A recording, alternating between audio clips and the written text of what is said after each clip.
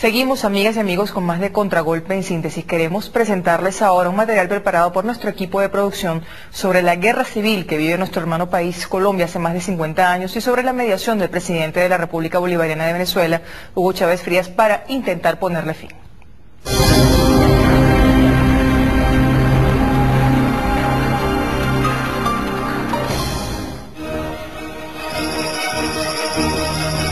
Conflicto en Colombia. ¿Cuándo empezó lo que conocemos como el conflicto en Colombia? Posiblemente con el asesinato de Jorge Eliezer Gaitán en abril de 1948. Gaitán nació en 1898. Se convirtió en dirigente del Partido Liberal y en un hombre amado por su pueblo. Un abogado y político que denunció la violencia de la oligarquía contra los sectores más humildes del país y que criticó la injusta distribución de la tierra. En 1948, en una arenga dirigida al entonces presidente de Colombia, Mariano Ospina, el dirigente Jorge Eliezer Gaitán pidió impedir la violencia. Este fue parte de su discurso. Queremos la defensa de la vida humana, que es lo que puede pedir un pueblo. En vez de esta fuerza ciega desatada, debemos aprovechar la capacidad de trabajo del pueblo para beneficio del pueblo de Colombia. Gaitán dijo estas palabras en una multitudinaria manifestación en Bogotá en febrero de 1948. 2 meses después, era asesinado. Él provocó una revuelta popular de tal magnitud que pasó a la historia como el Bogotazo.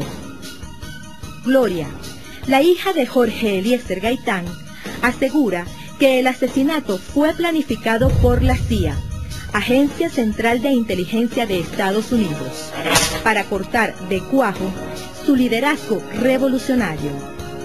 Usted habla de los vínculos entre el gaitanismo y el chavismo o el bolivarianismo. ¿Cuáles son esos vínculos? El pueblo es superior a sus dirigentes. Yo represento, primero que todo, a un movimiento popular como es el de las autoridades indígenas que recoge el alma de nuestro pueblo. El gaitanismo es la salvación de Colombia. Si a mi padre no lo hubieran asesinado, nosotros no estaríamos padeciendo la violencia que estamos padeciendo.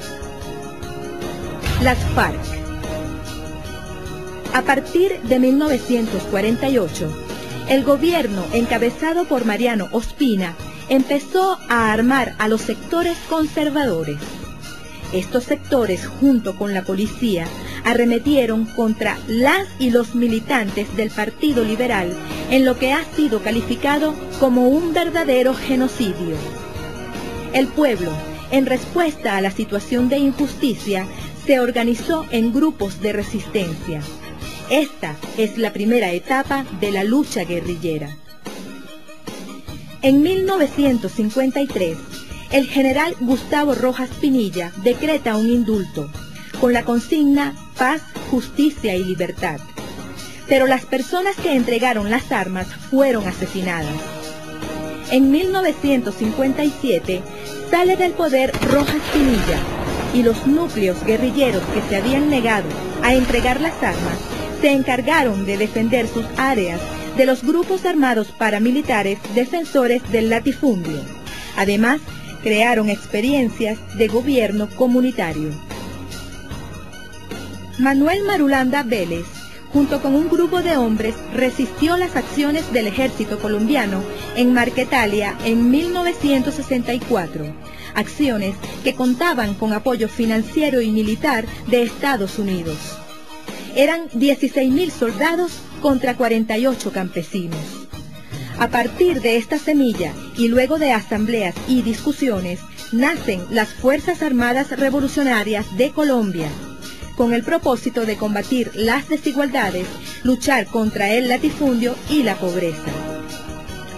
En 1982, las FARC cambian de nombre y se convierten en las Fuerzas Armadas Revolucionarias de Colombia, Ejército del Pueblo. Esa es, hoy en día, la organización insurgente más importante de Colombia, de izquierda, con más de 10.000 combatientes. Su máximo líder es Manuel Marulanda, alias Tiro Fijo. Las FARC tienen gran arraigo entre el campesinado.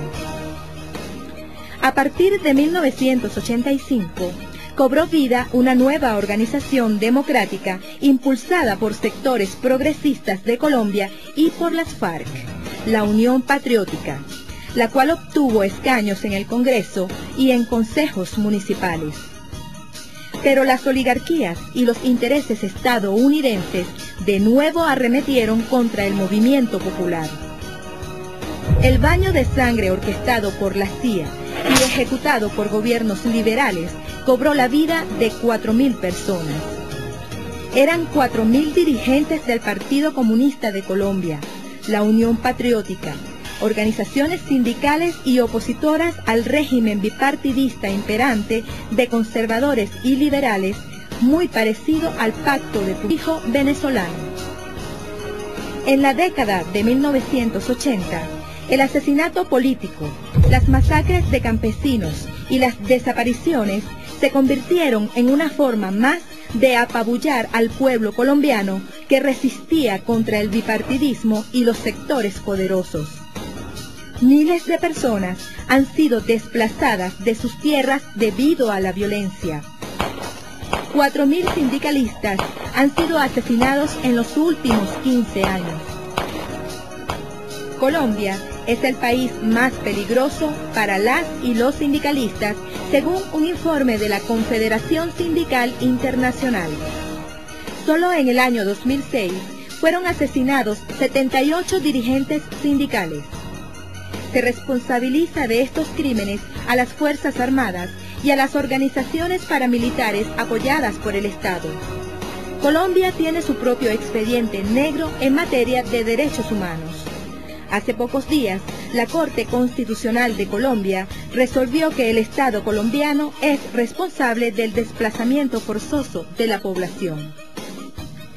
Los gobiernos de Colombia y Estados Unidos acuñaron, años atrás, el término de narcoguerrilla para referirse a las organizaciones insurgentes. En reiteradas oportunidades, las FARC han asegurado que no cultivan coca, no mantienen laboratorios de procesamiento ni trafican con cocaína.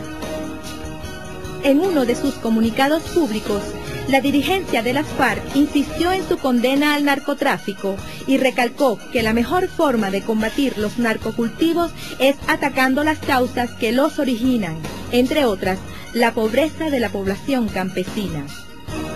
A pesar de esto, por decisión del presidente George W. Bush, Estados Unidos considera a las FARC una organización terrorista. En consecuencia, también es catalogada como una organización terrorista por el gobierno colombiano.